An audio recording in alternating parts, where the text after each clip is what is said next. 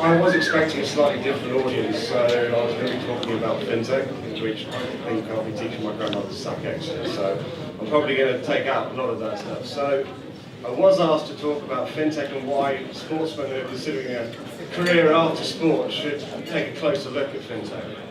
So as a background, I am neither a famous ex-professional sportsman, nor am I a fintech billionaire or a millionaire yet. However, I was a pro rugby player, and as Ben said, I did in contact. I was playing during Johnny Wilson's tenure, although arguably he's a slightly better place picker than me. And I am a fintech entrepreneur. You have to forgive me if I slip in a couple of rugby analogies during the speech. So I believe that business is like a rugby game.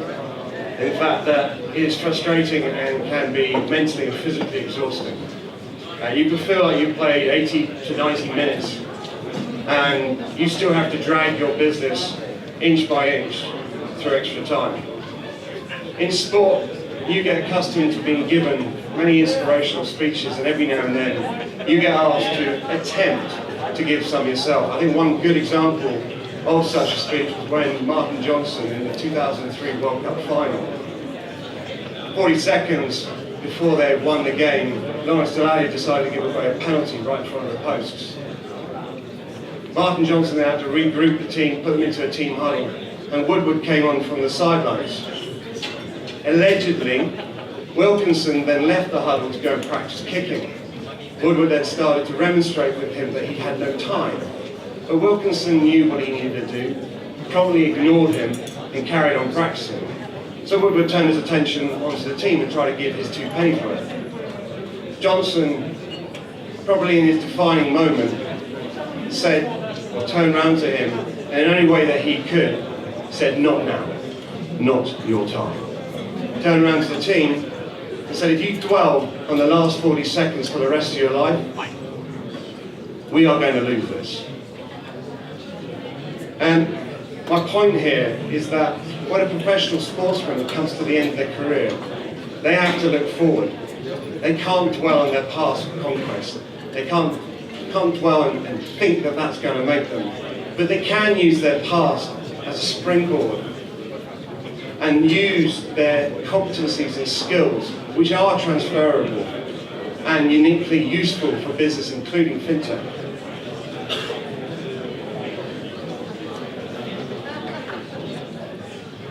So what brings me here? I left further education to go and pursue my dream of becoming a famous sportsman. And I got a contract with Saracens. At 18, I was playing first team rugby.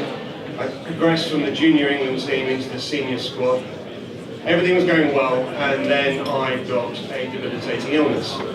And apparently after having a heart attack in the middle of Twickenham, I was not going to get insurance anymore, and my career came swiftly to an end as quickly as it started. So, in a way it was a blessing, because I had to retire really young, and I had time to forge my new destiny. The path is never straight. There will always be kinks in the road, as they say. So I chose to return to university, and I got a degree in engineering.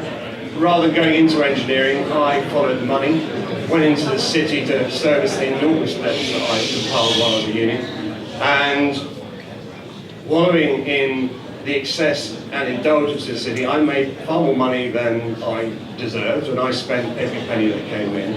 But I did realise that the world was changing, and I knew that if the world was changing and we as a company and I didn't evolve, then we would disappear. Always be aware of the environment you operate. There's operation risks, but there are always opportunities as well. The boiling frog parable is something that springs to mind. The fact that if you throw a frog into boiling water, it will jump out relatively unharmed.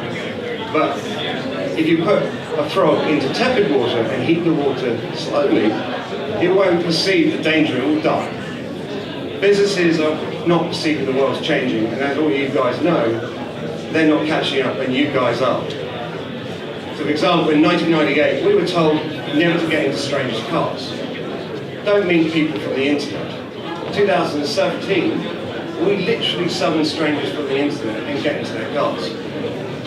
So I was now going to talk about fintech, and we'll gloss over that one. So fintech, as you know, is evolving, and it is both exciting and terrifying, but it can't be ignored. The sensible embrace this world, and I like to think of myself as sensible, and I embrace it. And it's not been crypto. And here lay the problem. Although I could visualise my idea, my concept, I saw how it would pan out. I don't have a technological background, and I didn't have the correct contacts to be able to evolve this. So, how do I start that? And here lay the problem. Consultants have a line. If it's going to go wrong, it's going to go wrong with the implementation. Sports people are driven to solve problems, set objectives, and get over the line first. I found the right partners, I found the right people, and I brought my vision to life.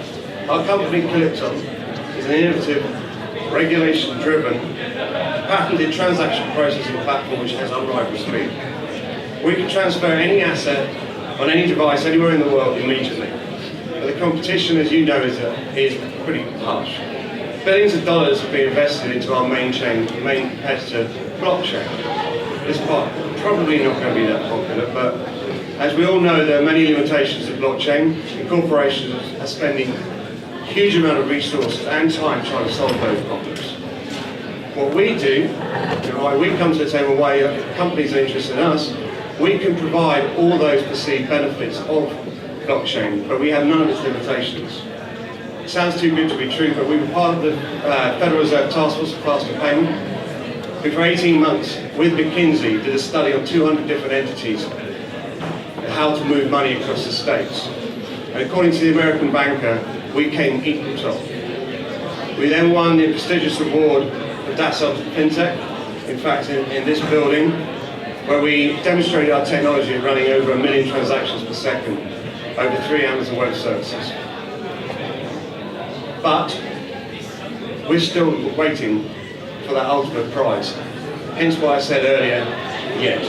My point is, everyone is looking for a solution to a problem. As the 1997 Apple sign said, think different. So why is fintech good for sports people and vice versa? Sports people have transferable skills and competencies, which make them out of winners. They love to compete. They're tenacious, they don't give up. They're goal-orientated and set the strategy to meet the goal. They're team players. And there's money. Success is richly rewarded. And the opportunities in this growing sector are enormous. I think that's sort of enough for me, but just to finish, I know it's wrong to give a cliche of one own father's comments, but something that he said to me when I was a kid, which seems to have resonated throughout my life: work to a plan, stand on a plinth and go with a plunge. Thank you.